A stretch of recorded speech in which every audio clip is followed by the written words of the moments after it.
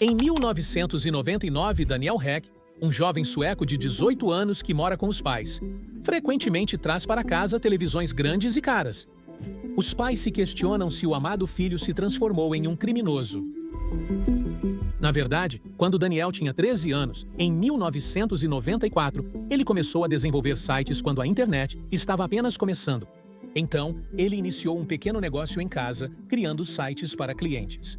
Ele cobrou $100 do primeiro cliente e 200 do próximo, um valor ainda abaixo da média do mercado. À medida que a demanda por sites aumentou, Daniel rapidamente pôde cobrar $5.000 por site. Para expandir seu negócio, Daniel recrutou colegas de sua turma de informática, subornando-os com a promessa de videogames. Aos 18 anos, esses caras alcançaram $50.000 por mês e gerenciavam uma equipe de 25 pessoas. Os pais só notaram os ganhos quando ele começou a trazer suas famosas TVs para casa. Tempos depois, Daniel candidatou-se a uma vaga no Google, mas disseram que ele precisava de um diploma, o qual não possuía. Então, ele decidiu criar seu próprio mecanismo de busca para competir com eles. Você pode imaginar o que aconteceu depois. Ele logo desistiu dessa ideia ao perceber que competir com o Google não era uma escolha sábia. No entanto, Daniel tentaria várias outras ideias de negócios, mas a maioria não deu certo. E sim, temos a impressão de que quando vemos os empreendedores de sucesso, eles só tiveram sucesso, mas a maioria enfrenta fracassos antes de alcançar o sucesso. Não desista! Mas então, no início dos 20 anos, ele acertou o jackpot vendendo uma de suas empresas para uma empresa chamada Trade Doubler por cerca de $1 milhão. Nesse momento, ele teve uma crise de identidade. Ele deveria ser o homem mais feliz do mundo, pois se aposentou aos 20 e poucos anos após vender sua empresa de publicidade, a Advertigo, tornando-se milionário. Ele festejava quase toda noite e comprou até uma Ferrari. Porém, em poucos meses, ele sentiu que sua vida havia perdido o sentido. Não fazer nada durante o dia e festejar a noite inteira começou a destruí-lo. No lugar dele, você seria feliz? Daniel precisava dar um novo sentido à vida. Ele decidiu que queria usar o dinheiro que ganhou vendendo sua empresa para se concentrar em uma ideia ainda maior. Ele queria revolucionar a indústria musical. Paralelamente, por volta do mesmo período, um serviço chamado Napster ganhou enorme popularidade, possibilitando o compartilhamento simplificado de arquivos entre usuários. Isso significava que as pessoas compartilhavam arquivos MP3 gratuitamente e logo as gravadoras processaram o Napster até seu desaparecimento. O problema era o surgimento de várias aplicações semelhantes, como Kazaa, LimeWire e sites como The Pirate Bay ou Mega Upload, cuja história contei em um vídeo na descrição. Ficou evidente que a tecnologia peer-to-peer estava presente e a indústria musical não poderia mais impedir o compartilhamento de arquivos online. Daniel Ek, um grande fã de música, adorava usar esses serviços gratuitos de compartilhamento de arquivos.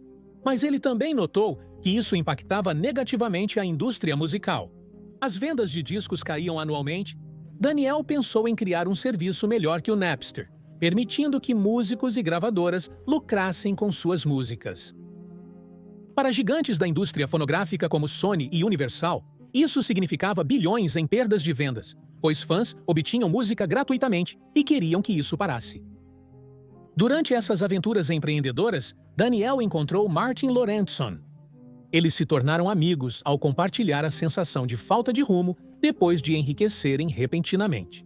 Em 2006, durante uma estadia em um apartamento em Estocolmo, Suécia, eles tiveram várias ideias em uma sessão de brainstorming. Eles ouviam música no computador enquanto trabalhavam.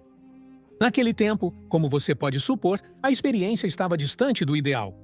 O rádio na internet era incipiente e a experiência de escuta se limitava a tocar as músicas que conseguíamos baixar. Foi então que uma ideia atingiu Daniel. Ele poderia simplesmente sair e construir esse conceito de serviço de streaming legal, em vez de deixá-lo adormecido em sua mente por tantos anos. Ele imaginou uma plataforma com acesso instantâneo a toda a música do mundo, financiada por anúncios, onde uma porcentagem da receita iria diretamente para os artistas. Assim surgiu a ideia inicial do Spotify. Daniel estava convencido de que era um ganha-ganha. Uma forma de melhorar a experiência dos usuários e salvar a indústria musical da pirataria. Ele tinha certeza de que as gravadoras apoiariam. Mas, para não estragar o final, as gravadoras definitivamente não estavam animadas. Em uma entrevista, Daniel declarou que você nunca pode legislar para eliminar a pirataria. As leis podem ajudar, mas não resolvem o problema por completo. A solução era criar um serviço superior à pirataria, compensando simultaneamente a indústria musical. É importante ressaltar que 2006 foi um ano muito delicado para a música. As vendas de mídias físicas como CDs despencaram nos últimos anos e as gravadoras aparentavam não ter solução.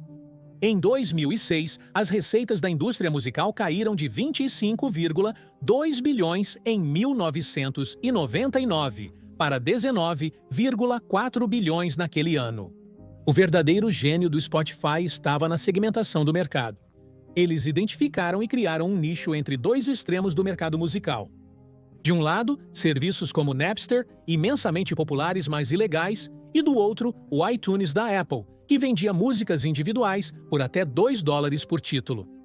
O Spotify encontraria o sucesso no vasto espaço entre esses dois extremos. A dupla queria tornar a experiência de ouvir música melhor do que a dessas duas opções.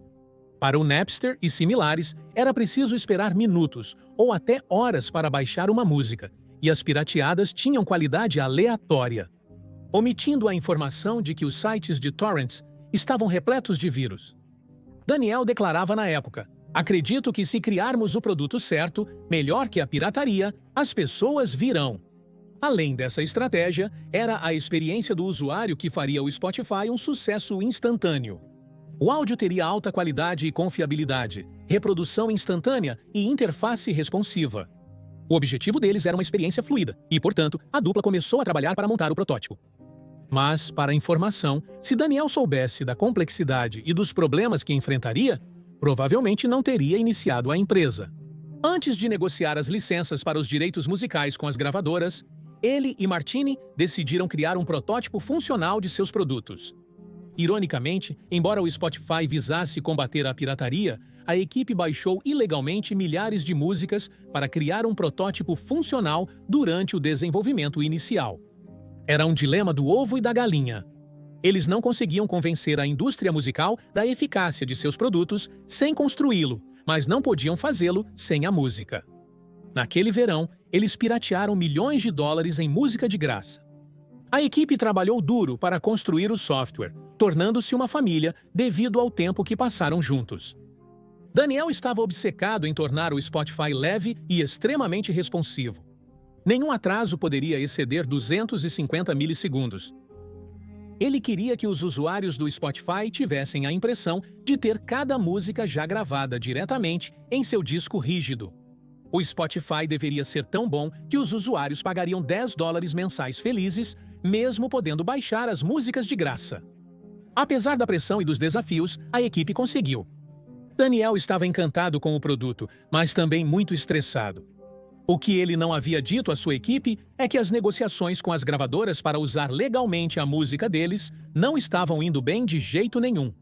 As principais gravadoras que dominam a indústria musical, conhecidas como Big Three, Sony, Warner e Universal, eram as mestras do jogo. Assim, Daniel viajou o mundo para convencê-los. Ele explicava o conceito de música gratuita financiada por anúncios, onde as gravadoras receberiam uma parte considerável da receita publicitária gerada. Porém, quando as gravadoras ouviam gratuito, ficavam imediatamente furiosas. Elas odiavam o modelo econômico baseado em publicidade em vez de vendas diretas de música. Elas queriam um preço fixo por reprodução de música. Para o Spotify, isso seria desastroso, pois não havia garantia de que as receitas publicitárias cobririam tudo. Mas Daniel sabia que precisava agir, pois o dinheiro do Spotify estava acabando. Sua equipe criou um ótimo produto, mas parecia que a empresa encerraria antes do lançamento. Mas no último instante, eles encontraram um compromisso. O Spotify também incluiria uma versão paga do seu serviço por uma taxa mensal. Eles concordaram que as gravadoras e editoras de música receberiam cerca de 70% de todas as receitas geradas e uma grande parte das ações do Spotify. Para o Spotify, ainda era incerto se esse modelo de negócio seria sustentável. Eles ficavam somente com 30% das receitas, sem saber se cobriria todos os custos. No entanto, sem opções, eles foram obrigados a aceitar. A boa notícia: o Spotify obteve os direitos de uso da música na maior parte da Europa. O serviço foi lançado em 2008 com acesso restrito a membros convidados na Escandinávia, França, Espanha e Reino Unido. Ele se expandiu rapidamente, apesar de uma negociação de licença musical internacional ter adiado o lançamento nos Estados Unidos da América. O Spotify acreditou que seus problemas com a indústria musical haviam terminado, mas estava longe disso. Ao longo dos anos, o Spotify teve constantemente que lidar com as pressões das gravadoras que ameaçavam retirar sua licença se a empresa não fizesse os ajustes que queriam, como restringir as funcionalidades da versão gratuita para incentivar os usuários a migrarem para a versão paga, que era mais lucrativa. Apesar da frustração dos engenheiros do Spotify, que eram obrigados a degradar seus produtos intencionalmente, as gravadoras exerciam um poder considerável. O Spotify enfrentou conflitos com artistas famosos como Metallica, Pink Floyd e Taylor Swift, que criticaram os baixos rendimentos gerados pela plataforma e, em alguns casos, removeram suas músicas em protesto.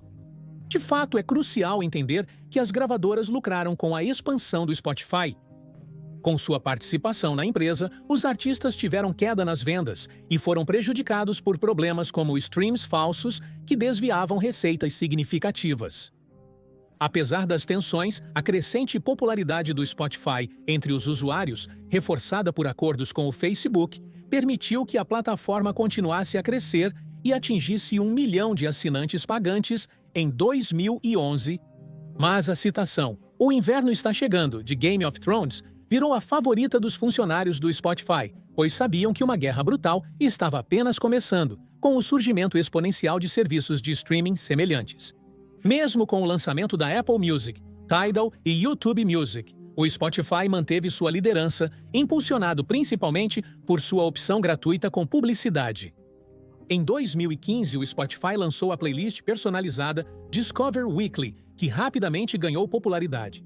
É importante notar que eles ainda perdiam dinheiro no nível gratuito, já que 90% das receitas vinham das assinaturas pagas.